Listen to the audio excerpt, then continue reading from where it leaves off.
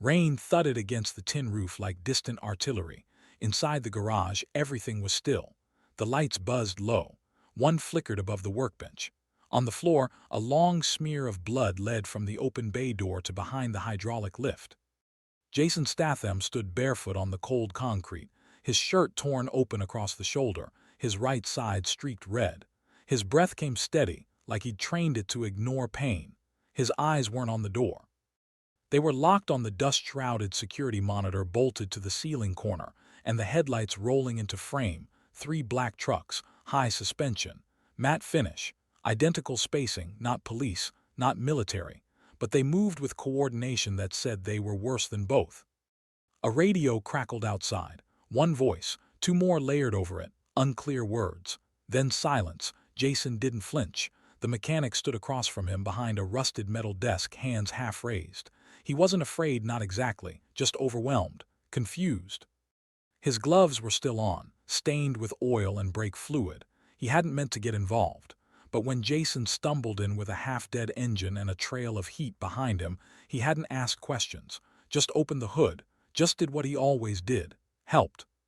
But now the entire shop was lit with white from the outside. Jason reached down, picked up the socket wrench. The mechanic moved to stop him, not violently, just humanly. Jason paused, then slowly set the wrench on the counter, and spoke without sound, just one slow breath. A promise that no violence would start here, not yet. But it hadn't always been like this. Just a few hours earlier, the old man had been arguing with a carburetor that didn't want to live. The radio was on low, coffee long gone cold. A storm on the edge of town, thick with inland dust. Then headlights blinked into the yard, not fast, not aggressive, just one vehicle, a beat-up cargo van trailing smoke like a dying animal. The mechanic squinted. He didn't get many customers out here anymore. Not since the freeway expansion. Not since his joints stopped trusting the cold. He wiped his hands on a rag and stepped outside. The van pulled in slow, sputtering. Front left tire half bald. Jason Statham stepped out, not limping, but stiff. Like someone fighting gravity in his spine. He didn't speak at first, just popped the hood and waited. The mechanic didn't ask for ID, didn't care about payment. The man was in trouble. That was enough. He knelt and reached in. The belt was shredded. The fan was cracked. The radiator hissed, and something about the way the smoke curled, like it was hiding heat, not revealing it. This van had been pushed, not just run hard, driven with desperation. Still, the old man didn't comment. Just nodded, motioned for him to follow, and wheeled over the old portable light. They worked together without talking. Jason passed him tools without being asked. The old man grunted once, surprised, then smiled. There was a rhythm here. The kind he hadn't felt in years. Even his back stopped aching for a minute. Inside the shop, the clock ticked quietly. The van's hood stayed up. The tools clanked. The fan was replaced. The belt tensioned. But Jason kept looking at the street. Every 5 minutes, not like he was nervous, like he was calculating. The mechanic noticed. He asked once without words, just a glance. Jason looked back, met his eyes. No panic, no guilt, just weight, like he was carrying more than a van. And then, midway through tightening the last bolt, the shop lights cut. Not all of them, just the corner rig, the one tied to the outside sensors. Jason stiffened. So did the mechanic. Then the lights buzzed back to life. Jason set the wrench down. The old man turned to get a breaker bar. And that's when the first drone passed overhead. No sound, just a flicker of shadow. Jason tracked it without moving his head. The old man kept working. He didn't notice. But Jason did. He reached for a rag, wiped his hands, but his eyes were on the reflection in the garage window. One more drone, lower, still no sound. Jason stepped behind the van and slid a panel open beneath the cargo flooring. The mechanic didn't ask why the panel was reinforced steel, didn't ask why Jason now had blood on his left arm. He just asked where the fuse socket went. Jason pointed. The mechanic nodded. They finished in silence. And then, just as Jason tried to start the van, a second set of lights hit the yard, brighter from multiple directions. The mechanic stepped to the door, saw 3 trucks, all black, no plates, people stepping out, no uniforms. But every motion screamed ex-military. The mechanic looked back at Jason. Jason was gone, not run, just vanished inside the shop, until the door creaked, and he stepped out with his hands up but his shoulders wide. The men outside didn't speak. The mechanic didn't either. But something inside him shifted. He stepped beside Jason, not close, not aggressive, but present. The lead truck's door opened. A man in a tactical vest stepped out. Short hair, clean boots, sunglasses even though the sky was dark. He walked toward them slowly, then stopped at the line between gravel and concrete, stared at Jason, then at the old man, and said nothing. Just raised one hand, snapped his fingers, and the drone above blinked red. Jason didn't blink, but his posture changed, subtly, like a wire inside him just coiled tighter. The man smiled faintly, then pointed toward the van. Jason nodded, took one step forward, then stopped, because the mechanic reached out, took the keys from the ignition, held them in one hand, and looked at the man in sunglasses. His hand didn't shake, his voice didn't rise. But the moment bent, something in the air changed. Jason turned slowly, met the old man's eyes, and in that silence the power shifted. The mechanic wasn't protecting Jason, he wasn't threatening the soldiers, he was just saying, "This is my ground, whatever happens here answers to me." And the soldier knew it, not because of fear, because of respect, because even shadows kneel to roots older than them. Jason took the keys gently. The soldier didn't move, but two more men stepped forward from the truck. This wasn't over, not even close, but Jason didn't run. And the mechanic didn't back down. The rain had eased, but the tension hadn't. Water dripped from the edge of the garage roof in slow, steady taps, like a clock ticking backward.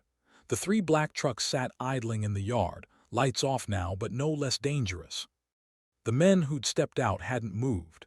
They stood spaced like teeth, wide enough to breathe, close enough to strike. Inside the garage, Jason Statham still stood silent, keys in hand.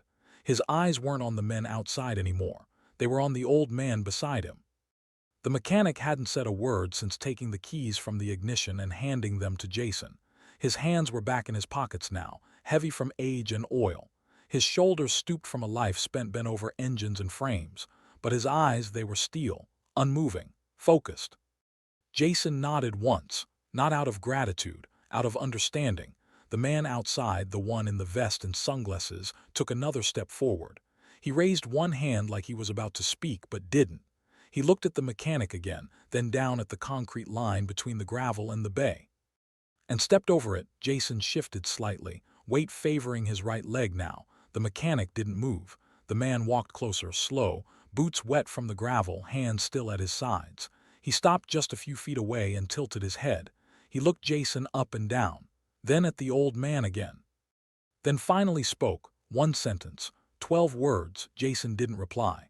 Neither did the mechanic, but in the space after, something broke. Not outside, inside Jason. It wasn't rage, it was calculation. His shoulders relaxed, his posture changed. Not aggressive, more patient.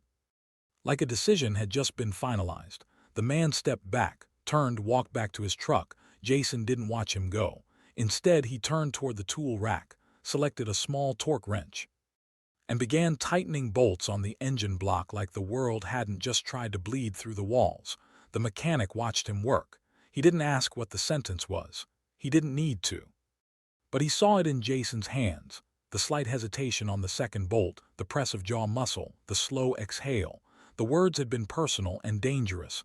Outside, the three trucks didn't leave, but the men stepped back inside. Doors shut, engines stayed on, waiting, watching.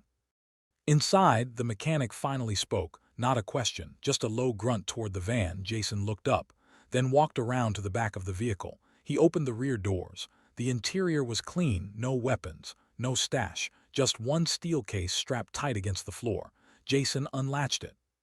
Inside, files, paper, photographs, burnt documents reconstructed from ash, names. The mechanic leaned in slightly. He didn't recognize most of it, but one photo, the one nearest the top, made him stiffen. A younger version of himself standing beside a military jeep, sunlight across his cheek. A patch on his shoulder he hadn't worn in 50 years. Jason saw his reaction, closed the case again, locked it. The mechanic stepped back, slower now. He didn't ask how Jason got it, didn't ask why it was there, but a quiet question hung in the air anyway. Jason answered by walking over to the breaker panel and flipping one switch. The lights above the bay doors shut off. Not all the lights, just the ones facing outward. The message was clear. This wasn't a shop anymore. This was his line. Jason leaned against the van and exhaled. Then finally spoke. He said he'd been carrying that file for a long time, that the man in sunglasses wasn't there for him. He was there to force a choice. Either Jason hands over the case, or they burn everything tied to it, including witnesses, including the mechanic. The old man rubbed his hand across his mouth, the grease staining his lower lip. He stepped outside slowly until he reached the gravel edge. Then he picked up a loose brick from the ground and hurled it at the lead truck's windshield. It bounced off, cracked the glass slightly. But that wasn't the point. The point was, he had chosen. He walked back inside like it meant nothing. Jason followed him back to the workbench. The old man poured 2 cups of old coffee. Neither of them spoke for a while. Then Jason pulled out one more file. This one was thinner, inside a sheet. And on it, a list of coordinates. One of them matched the mechanic's garage. The old man tapped it with a trembling finger, then pointed at the photo of himself. Jason nodded. The mechanic sat down. His knees popped as they bent. He looked tired. Jason waited. The man eventually said he hadn't worn a uniform since his brother died in that same Jeep. He hadn't spoken to anyone about that file. Didn't know anyone remembered. Jason said nothing. But the way he looked at the man said everything. He didn't come here by mistake. He came here because the mechanic was the last name on that list who hadn't been bought or buried. The rest were either gone or worse, compromised. Jason slid over a second folder. Inside were photos of men in uniforms. Same era, same unit. All dead, except one. The man in the sunglasses. The mechanic stared, then pushed the photo away. Outside, the trucks began backing up slowly, not leaving, just shifting positions. The sky had darkened again. A second storm was coming. Jason stood, walked back to the van, started the engine. It rumbled clean now, tuned right. He let it idle. Then stepped out again and placed a wrapped object on the mechanic's desk.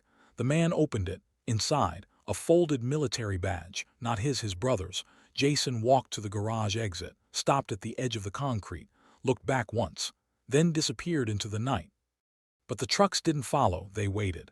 And the mechanic, now holding a dead man's badge and a secret that hadn't aged, walked to the edge of the bay doors. He looked up at the drone blinking red above, and flipped it off, not with words. With a quiet smile that said, "I've been invisible longer than you've been alive."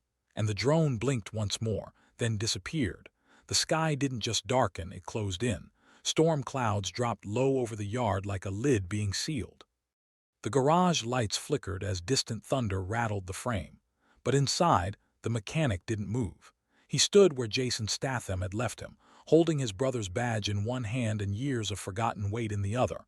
He wasn't shaking from the cold. Outside, the 3 black trucks hadn't budged, but the men were moving again. One exited each vehicle, not fast, not aggressive, like they were changing the tempo from intimidation to something colder.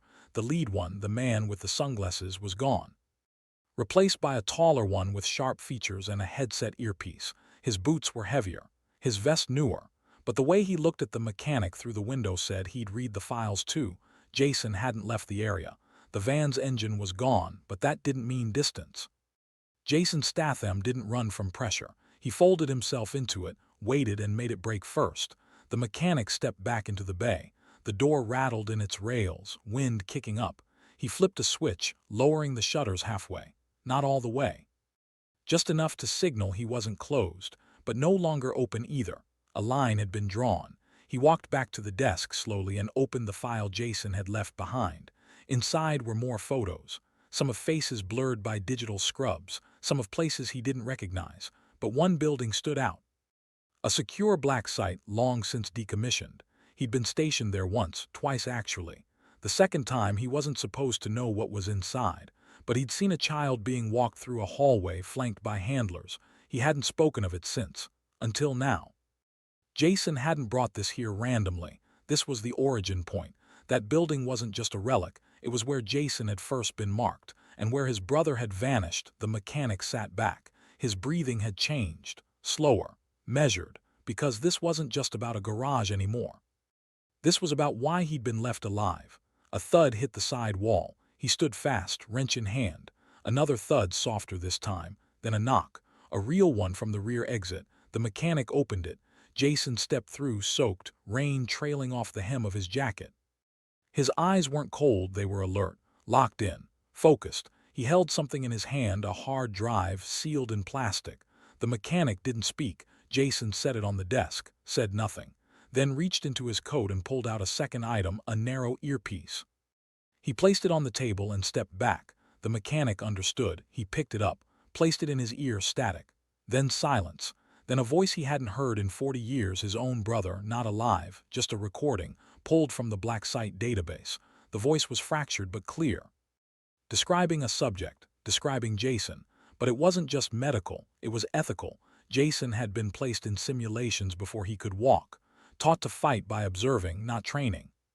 His file had been redacted, sealed, then flagged with a code the mechanic had only seen once before, on a failed experimental unit labeled X11A. The program had been erased, or so he thought.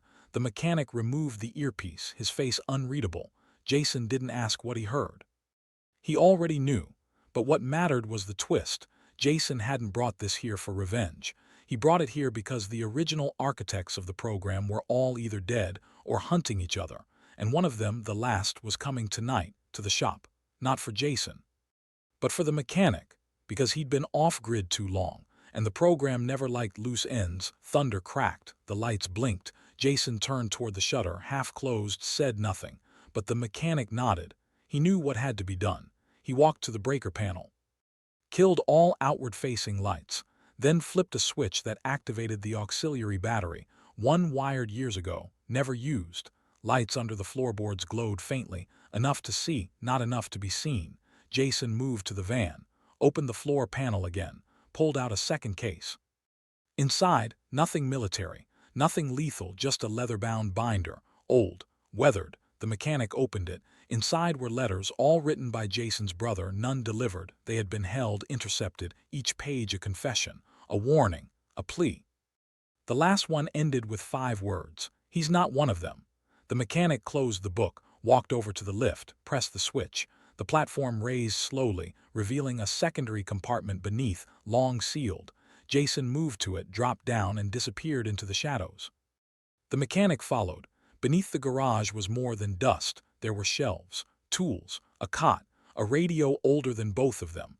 The mechanic spoke quietly, said the name Darren. Jason nodded. That was the man coming, one of the original designers, now privatized.